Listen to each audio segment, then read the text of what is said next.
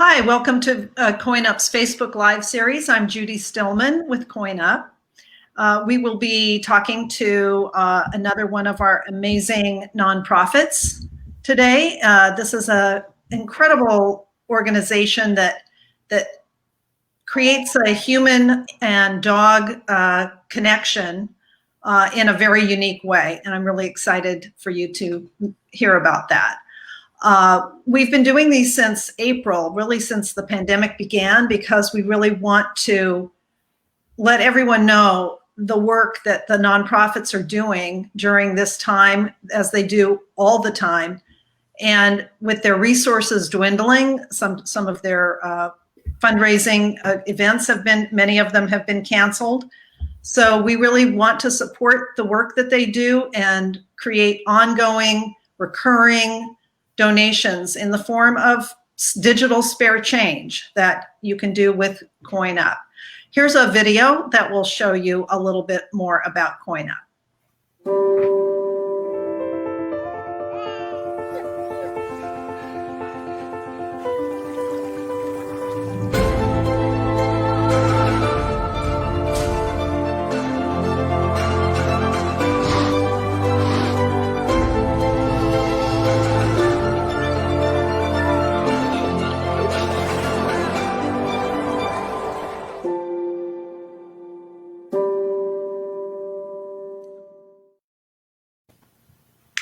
So today we're going to meet Jane Miller, who is executive director of and the founder of Healing Companions. Jane is a licensed social worker in private practice, and she specializes in trauma survivors. Jane is also a dog trainer with expertise in training psychiatric service dogs. Jane is the author of the first book that was written about psychiatric service dogs. And she brings all these various areas of expertise together as she leads Healing Companions, Inc., which is this nonprofit organization that focuses on saving the lives of shelter dogs that become highly trained psychiatric service dogs and transform the lives of those living with severe mental illness. Jane, thanks for joining us today. My pleasure. It's really nice to be here. Nice to see you, Judy. Good to see you and talk to you again. It's been a while. We've all been kind of huddled in our environments over the last several months. So Jane, tell me about what led to Healing Companions and what made you realize that dogs could be trained to assist human beings with their emotional and psychiatric or psychological problems. Yeah, my journey is a long one, but I'll start and I'll try to be as brief as possible. In fourth grade, I came home from school and I told my mother I wanted to be Jane Goodall. And I always knew that I wanted to work with animals and humans and bring that healing ability that we both can grow together. And I didn't know how that would transpire, but I was really dedicated to figuring that out from fourth grade on. And when I ended up going to school, graduate school and undergrad, I studied psychology and biology, neurosciences, animal behavior, studied red kangaroos. I became a hawk handler so I could work at raptor centers and rehabbing birds. So I've always had this really deep desire to save the lives of animals while empowering people to live more fully in their own lives. So how it all came about was my first golden retriever.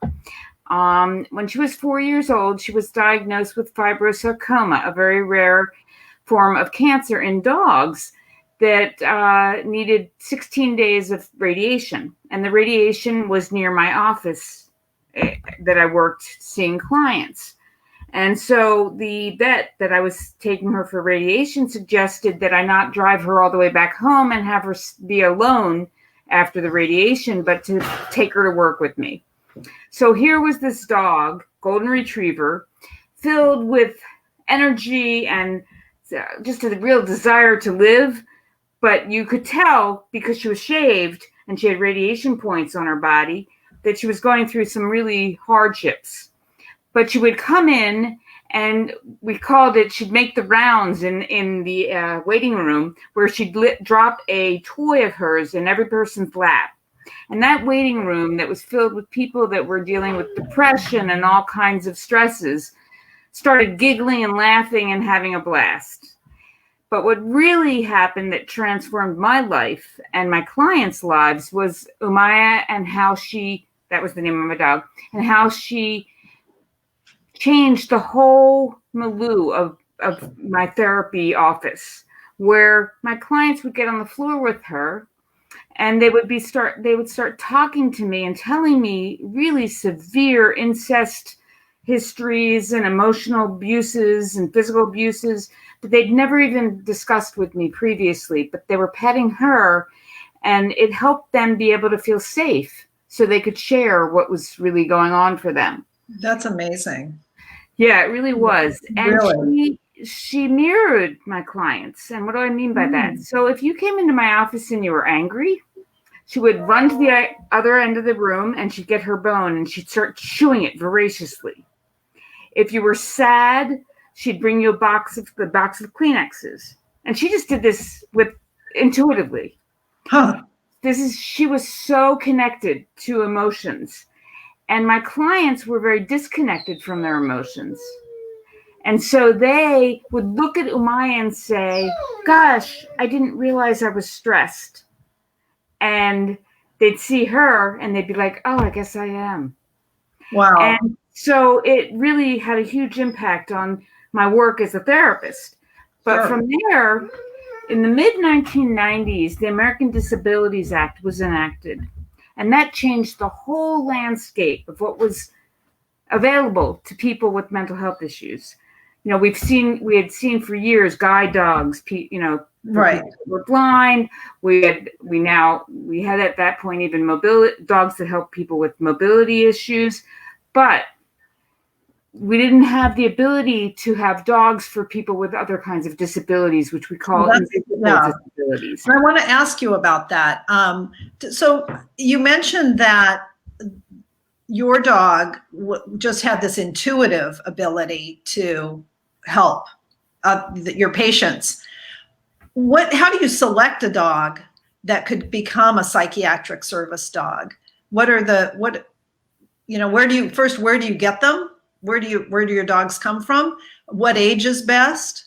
And what are the characteristics that make for the best psychiatric service dogs that you do for Healing Companions clients?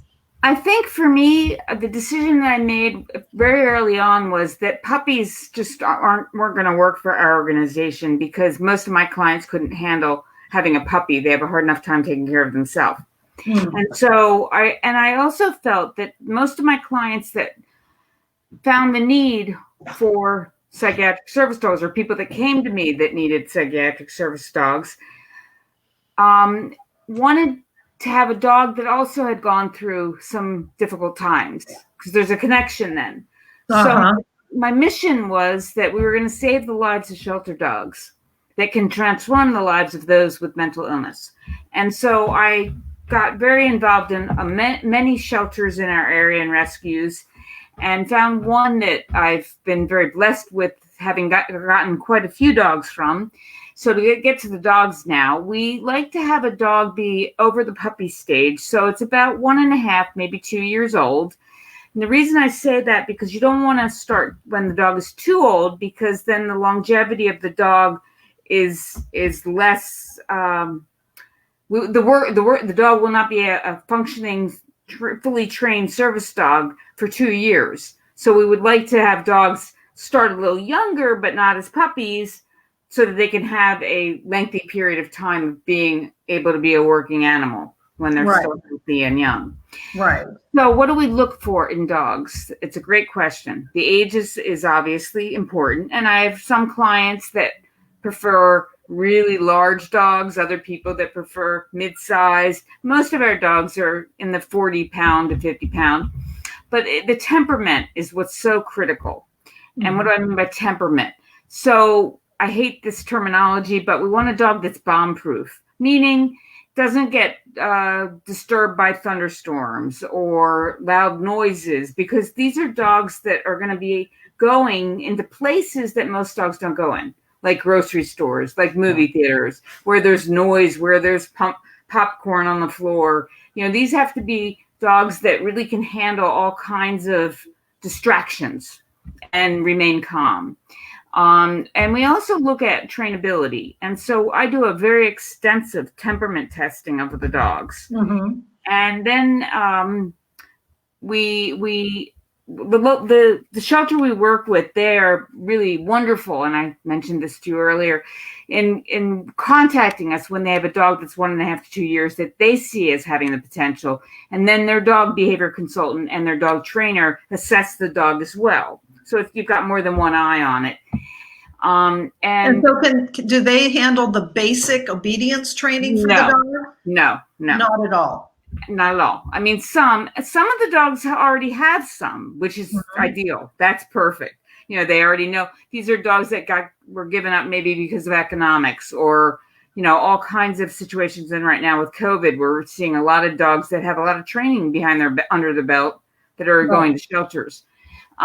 So we've been very fortunate with getting dogs that are really good healing and sitting and coming and all that stuff. They do work on working with the dogs to have them well trained enough to be more adoptable. So they're trained enough to heal and be able to be walked without pulling and things like that. Right. So it does vary, that part. And some of the dogs do need some basic training before we even start our process of what we call public access training. What is public access training? That includes things like teaching dogs to tuck their tail. No dog can have a tail sticking out in a restaurant if they want to still have a tail by the end of the dinner. So we teach them how to tuck their tail, because lots of dogs don't know how to do that. We teach them how to not shake. I don't know if any of your audiences have dogs, but when dogs get up after they've been lying down for a while, they shake. It's called a shake off. And in the middle of a restaurant, you don't want a dog shaking. So we teach them not to shake, which is a kind of impulsive reflex they have. We take them to the grocery store, to the movies, all kinds of places that individual will be wanting to be able to go to. And with COVID, obviously, that's not people aren't going very many places. But normally public access training, we want to make sure the dog can deal with getting in an elevator, going up and down steps, every surface that dogs come in contact with, that they're okay with their feet being on that surface. So some floors are very slippery. Yes. And I think that we do have a video that demonstrates a little bit of the specific training that is done. And would you like to set that up for us? Yes. This training is with a dog named Penny and Laurie. And Laurie has severe anxiety issues. And what you're going to be seeing is two things. One of the things that I think people think is that we're training the dog, but really we're training the human. And we're really working on building that bond between that human and that dog. And to go back to Amaya, the reason Amaya was so intuitive was because she had such a bond with these people and connection to them, and would read them and be very aware of what was going on for them. And so here are dogs that have been through their own traumas, sometimes now placed with people that have been through trauma. And there needs to be time where they can really learn how to communicate with each other. And every dog is different. Some dogs communicate best with cues that are hand signals, some verbal. Some people do that better, So we really work with helping the person learn what are the body languages of dogs, because dogs don't speak English, obviously. And how can we read when they're stressed and not stressed? And how can they read when we're stressed? What signals so in the video, Penny is being taught to do certain things, and I guess we could just take a look, and then afterwards you could explain. Yes, okay. I'd be happy to.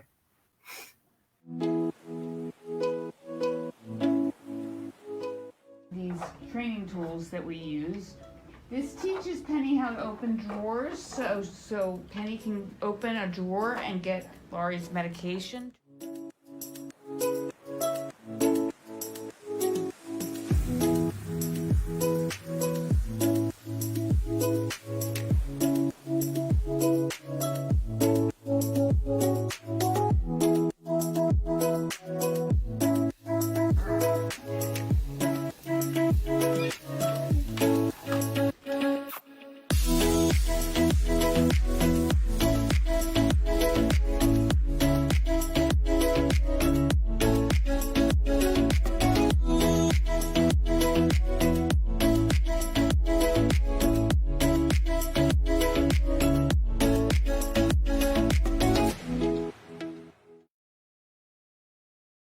That's sweet. Looks like a very sweet dog. What kind of breed is Penny? Oh, Penny's a real mix. They all are mutts, but she's got some terrier in her, Yeah. and she's just delightful. She's a very smart dog. She knew how to open those drawers without us really teaching her. I mean, it was amazing. Okay, so the training that you saw there, Lori has severe anxiety about going into banks. She had a very bad experience at a bank. And so Penny has made it feasible for her to walk in and do banking, which is pretty phenomenal. And how has she done that? One of the things you might have seen is that her paw was on Laurie's foot, putting pressure on her foot to help her stay present, leaning against her leg to help her be present. She'll do a lean. She'll do a nudging on her fist when she needs it. And Penny has really made it possible for Laurie to function at a much higher level. And typically, at what stage in the dog's training is the human partner introduced? Do they meet and start working together? That's at the very beginning. So when the shelter contacts me, then I look at the dog and decide what client would be maybe the best batch for that dog. And we do what's called a meet and greet. And the person meets the dog. We have about 3 hour, 2 or 3 hour really temperament testing and meet and greet. And then they'll usually take the dog home for the weekend as like a fostering the dog just to see if it's the right match. And then most of my clients have kept the dogs that they did the meet and greet with. And then we start the training within about a week after they've gotten adapted to their new home. Sometimes 2 weeks we give them to get adapted with living with each other and get used to being not in the shelter. And how are the human candidates evaluated in terms of whether they're suitable for an animal? Great question. Well, first thing, the most important thing is they have to qualify before we get anywhere under the American Disabilities Act. And what that states is that they have to be severely limited in their ability to function due to mental illness. So it's not what your diagnosis is. So one person can have PTSD, post-traumatic stress disorder. Another person can have post-traumatic stress disorder. One is limited in their ability to function due to it, and one is not, maybe. I see. So we have to really make sure they qualify under the American Disabilities Act for a psychiatric service dog and really need this dog to help them navigate their way through their days. And so to answer your question, the human goes through a pretty intensive intake with me. They fill out an application and we do the intake. And the intake isn't just assessing them, but it does entail that. It's also assessing whether or not they can take care of a dog and whether or not they have a support system that if something did happen to them, that the dog would be taken care of. Because to me, the dogs come first. They don't have voices. Yeah. What are just some of the conditions that people have, some of the dysfunctional behaviors or problems that they have that the psychiatric service dogs can help with, and that Healing Companions strives to change, to transform. Exactly. Yeah, exactly. And I think this is the part of the process that I am the most passionate about because I'm a psychotherapist and I'm a dog trainer. And I love the creativity that it takes to really look at what are the symptoms of that individual. So, for example, we train dogs that will specifically mitigate the effects of that individual's symptoms. So every dog is tailored specifically to their handler. Unlike guide dogs, every guide dog does pretty much the same thing. Every one of my dogs has been taught different skills, different tasks for that individual. Now, let me give you some examples of that. So, for example, someone might have nightmares, and we train the dog to wake them up from the nightmare, lead them out of bed, go retrieve the remote control and bring it back to them and drop it in their lap, and they then turn on the TV. And once they've no longer are affected by the nightmare leads them back into bed. Someone else might have symptoms of bipolar, and they have a medication when they start entering into a manic episode that they need to take. The dog knows to go retrieve that medication and bring it to them in a bag that they have in that drawer that we demonstrated how they learn how to open drawers.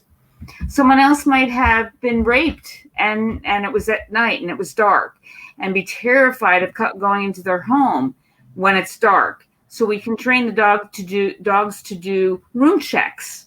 And that means they go into every room, and dogs have this wonderful knack of letting you know if something's off in a room. They'll come back and you can tell something's not right. Or we can train them to turn on the lights in every room and make it so that the person can come in not in the dark and feel safe. We train the dogs to interrupt and distract someone when they're having behaviors that are obsessive compulsive behaviors. So I had one client specifically, she would stay on the computer for too long. And when she was on for too long, she'd start like getting angry at the computer, bashing it down. And her dog was trained to go get its leash and drop it in her lap to get her to leave the computer and take him out for a walk. That's incredible. It is amazing. It is amazing. And that same individual, a great story, her dog was a Katrina rescue dog, and was being placed to be a service dog because it had great skills. But one of the things this dog had a problem with was storms, and especially wind. That client had been raped the night of a storm, and it was raining. So how do you deal with two? Now we have two of them that have fears of storms and need each other, but neither one of them can handle it. So what did we do? We went outside with a whole bag of treats and started dancing in the rain and in the wind, and threw treats all over the place for the dog. And from that point forward, windstorms were ecstasy for the dog and for the human, because they were playing, they were made it fun and made it feasible for them to be able to function. Triggers, people that have PTSD have triggers, like if they had something horrible happen at the grocery store, they might start to have a panic attack. So what can the dog be trained to do? Nudge, paw, lean, and or lead the person out of the grocery store till the person is finally calm enough to go back in if necessary. Dogs are also taught to keep people socially distant. So the dog, if you're in a line at the grocery store, we train the dog to lay down behind you so no one gets too close to you. Great for social distancing, right? Exactly. Before COVID days. Yeah. But what's so amazing is that these are folks that are sometimes very uncomfortable being out in public and being in social environments. And here they're coming into a store with a dog. They're clearly they're not in a wheelchair. They have an invisible disability, so it really stands out that they're coming into a store with a dog, and people ask lots of questions. And what's so interesting is that most of my clients are terrified of talking to people, but because they're talking about their dog, it's amazing. I have clients that now share all kinds of things with people in the stores because they're focusing on the dog, which they love. Well, you bring up such a great point. And I think anybody who has a dog or a cat, for that matter, a pet, an animal, a connection in there that's part of their family. Certainly during COVID, we have all noticed that how important these family members, these four-legged family members are to us. And I wondered if you could share a few techniques for stress reduction and relaxation that people, even with their own pets, even though they may not have a disability, but a way that they can show their animals that they are safe and secure and get that benefit for themselves as well. Yeah, I would love to. This is one of my favorite topics. Many people and dogs and animals have anxieties themselves. And so one of the gifts of dogs is that when you focus on the dog's breathing, it can help your breathing. And so I teach Qigong, which is a meditative martial art for humans, and that really focuses on getting energy flowing. So a lot of the techniques I teach with dogs are breathing techniques and what we call therapeutic touch, T-touch, acupressure points. So dogs, right behind their ear, below the occipital, is a point called Anshen. And it's a point that, depending on the dog, can be very calming, or it can also be activating. And one ear usually is different than the other ear. Most dogs, it's the left ear that's calming and the right ear that's activating. So you just make little small circles very slowly behind their ears, and you just notice, or behind one ear at a time, you notice whether or not that calms the dog down.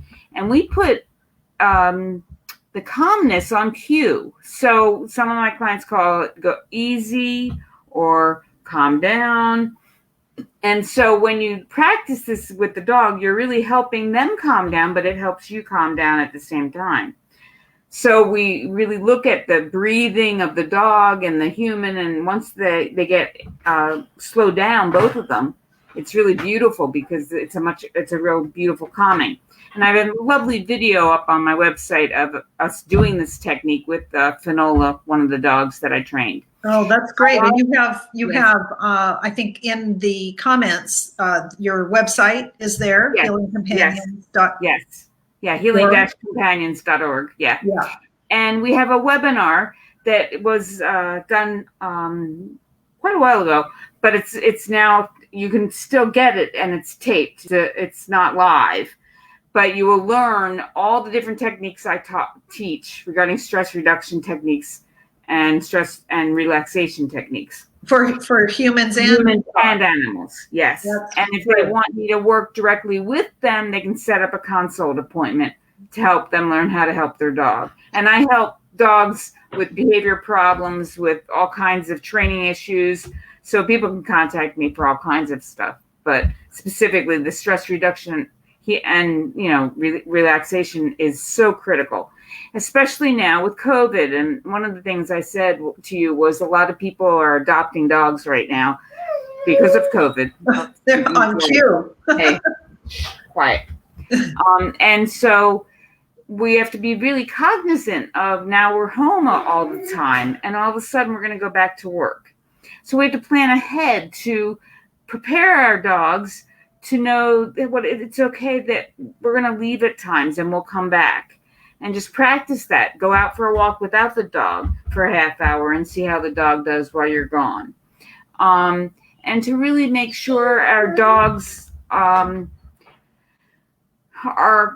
comfortable with being in the home without us, as well as making sure that you have a job that's flexible, so that you can, if you can't walk your dog during the day, that you can hire someone to come and walk the dog or make sure the dog gets exercise. Because once you are now back at work, it's going to really transform the life for the animal. So you got to be aware of how to prepare for that. Right. And you, so Healing Companions, you're located in Ohio, Northeast Ohio. Yes. And so you are providing services to people in your general area. Is this kind of service available other places in the country? Or do you consult to people that are in different places? Yes. That's been my big hope, to have many Healing Companions Incorporated all over the country. And so I'm providing for mental health professionals consults that will help educate them about the healing power of dogs and how they can explore this with clients that they think might benefit from a psychiatric service dog. And then working with dog trainers at the same time as well. So my biggest goal is to really expand having more people educated in how to do it ethically, because I think that's really critical. This is a real commitment from not only the trainer and the psychotherapist, but also from the client. They're taking on a dog, the care of the dog. And that's just one thing I'd like to point out, Judy, which is so beautiful. The process of training their own dog is so therapeutic. And that in and of itself is really healing and powerful. They learn how to communicate. They learn how to treat an animal with respect and integrity and trust. And many of my clients had never felt love. So this is the first thing they've ever loved. And it's so magical to see the bond that can happen between someone that's been severely abused and dog. So the time it takes to do this, the intensive one-on-one, customized, individualized attention that is needed to do this, it must cost a fair amount in order to do this kind of a match and do this training. What is the average cost for one training one dog and human to partner? Well, that's another wish I have. Someday I hope it's covered by medical health insurance, because, health insurance covers for meds and for wheelchairs and all these things, but not for dogs, that really can enhance and give people the opportunity to give back to the government, give back to life, to the world, by living productive lives, by being able to function and being able to work. So what's the cost? The average assessment of service dogs, and guide dogs are sometimes more expensive, but it's $20,000. That's a lot of money. So we have devised our program a little differently than many of the other programs, where they start with puppies and they have breeding programs, and they are placing, mostly when you think of guide dogs or dogs that all are trained to do the same things, you don't need our kind of tailoring to that individual. So they can, you will then get your dog that's fully trained at the end of the process. So it's $20,000 then. Our program, you pay as you go. And for people that don't have the ability to pay, fundraising is what we live on. And this is why we need Coin Up, and people to really think about, a few pennies can make a huge impact on a person's life. 1 in 5 people have mental illness sometime during their life. And when you think about COVID and the impact it's had on the frontliners and everybody else that's being impacted by losses and fears, it's mind-boggling to think how many more people are now struggling with mental illness and not getting what they need. So it is great. The money is minimal, is not as available as we'd like. And especially right now with COVID, people aren't donating the way they usually will be or usually have been. But Coin Up gives the opportunity for people to have some change when they use their credit cards, which most of us are now living on because we're not going out shopping. We're having it delivered to us. So it's a great opportunity to really make a huge impact on it, whether maybe you're just helping the dog have food, and that can make a huge impact on someone's life that is just beginning to get back to work because they have a dog now. Well, and it's also the thing that we love about what we do at Coin Up is that it's a collective giving. So it isn't just your $5 or $10 or $20 a month that you would be donating. It's dozens and hundreds of people donating, and that is the money that goes every month to organizations like Healing Companions that can really make a difference. I mean, just getting even a few $100s or a few $1,000s a month makes a huge difference. Oh, the impact is grand, and it's amazing. And it is about the community. And one of my phrases that I love is that we want to take the ill out of illness. So we want to change mental illness change it to mental wellness. And we have to all come together to help each other be able to live more fully and be more productive and have a higher ability to function. I have clients that now work full time that were really locked up in their homes. And this was before COVID, and now have full-time jobs and are making a living and giving back to society. So it's really amazing when you think about the difference it makes and the amount of money it's saving, that they're not on Social Security disability anymore, that they're now giving back to the government and to society. It makes so much sense. Yeah. Well, this has just been such an inspiring 30 minutes already.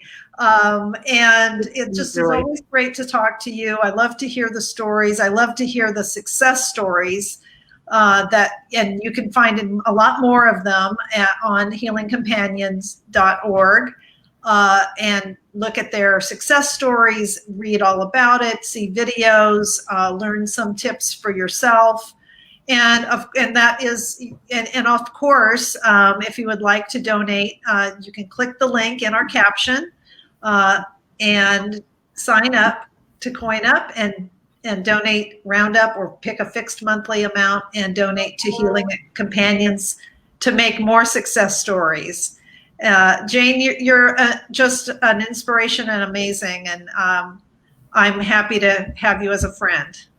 Thank you, Judy, and it's been such a pleasure. And I just want to say I love what I do, and I'm very blessed because this is my passion. This is my life, and to see the changes it brings into people's lives and into the animals' lives is just how could it not be amazing? I mean, it's just inspiring in itself, and I'm very blessed. So please feel free to check out my website, healing-companions.org. healing-companions.org. And feel free to contact me anytime. I'm available, and I'd love to share my thoughts and my input.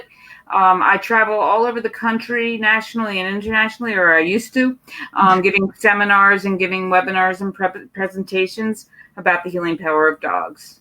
Thank you for this opportunity. You bet. Thanks, Jane, and thanks for watching. We'll see you again next week, everybody. Bye-bye. Thank you.